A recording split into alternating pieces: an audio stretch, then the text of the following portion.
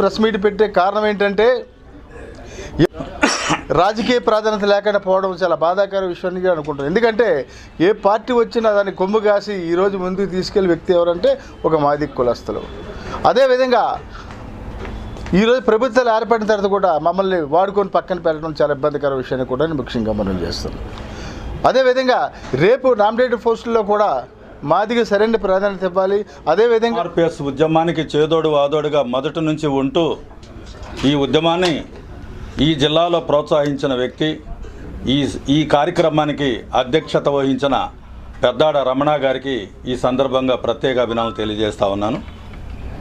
మేము వచ్చిన ముఖ్య ఉద్దేశం ఎస్సీలను ఏబిసిడి గ్రూపులుగా వర్గీకరించడం ద్వారా విద్యా, ఉద్యోగ, రాజకీయ, సంక్షేమ రంగాల్లో మాదిగ ఉపకులాలు దాదాపుగా 80 స్వతంత్రం వచ్చి 80 ఏళ్ళు అవుతున్నా ఇప్పటి వరకు కూడాను ఏ రకమైన ఎదుగుదల లేకుండా అన్ని రంగాల్లో వెనకబడిపోయినటువంటి ఈ జాతిని అన్ని రంగాల్లో సమగ్ర స్థాయికి నడిపించాలన్న లక్ష్యంతో 1994లో ఎంఆర్పిఎస్గా మేము ఏర్పడి 30 ఏళ్ళుగా ఎస్సీలను ఏబిసిడి గ్రూపులుగా వర్గీకరించాలని పోరాటాలు చేసిన విషయం ఉమ్మడి ఆంధ్రప్రదేశ్ ప్రజానికానికి తెలిసిందే. సుప్రీంకోర్టు, హైకోర్టులో కూడా వెళ్ళటం జరిగింది. ఆ తర్వాత చంద్రబాబు నాయుడు గారు 1994 నుంచి 98లో మాదిగల ఆత్మగౌరవ సభకు వచ్చి మీకు సామాజిక అన్యాయం జరిగింది, న్యాయం చేసే బాధ్యత నాది అని మాదిగలకు అండగా నిలబడతానని చెప్పిన తర్వాత మేము ఇప్పటి వరకు 30 ఏళ్లలో చంద్రబాబు నాయుడు గారికే మాదిగల అండగా నిలబడి ఓట్లేసి గెలిపించడం ప్రతి సందర్భంలో జరిగింది. 1వ తేదీన సుప్రీంకోర్టు భారతదేశంలో 1150 షెడ్యూల్ కులాలు ఉన్నాయి, 630 ట్రైబల్స్ ఉన్నారు, వీళ్ళందరిలో కొన్ని కులాలు రిజర్వేషన్లు అందక వాళ్ళు అన్ని రంగాల్లో వెనకబడ్డారు కాబట్టి రిజర్వేషన్లు సక్రమంగా అందని కులాలకు మొదటి వరుసలో మొదటి ప్రాధాన్యత ఇవ్వమని సుప్రీంకోర్టు చెప్పిన తర్వాత మొట్టమొదటిగా చంద్రబాబు నాయుడు గారు గతంలో నేను చేసింది నేనే, ఇప్పుడు చేయబోయేది కూడా నేనే అని చెప్పి చంద్రబాబు నాయుడు గారు అధికారంలోకి వచ్చిన తర్వాత కూడా భరోసా ఇచ్చారు.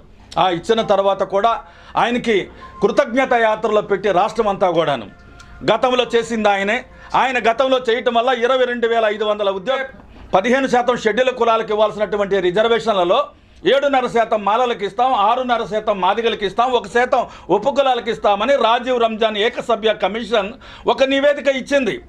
ఆ సందర్భంగా చంద్రబాబు నాయుడు గారు కూడా దాన్ని ఆమోదిస్తూనే ఆయన మరొక మాట చెప్పాడు. ఆయన ఏమంటాడంటే రోస్టర్ పాయింట్ల సిస్టాన్ని తీసుకొచ్చాడు ఆయన.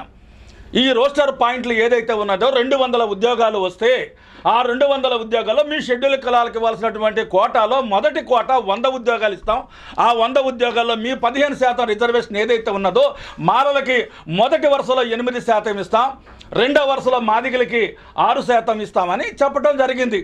దాన్ని మేము తిరస్కరిస్తున్నాం.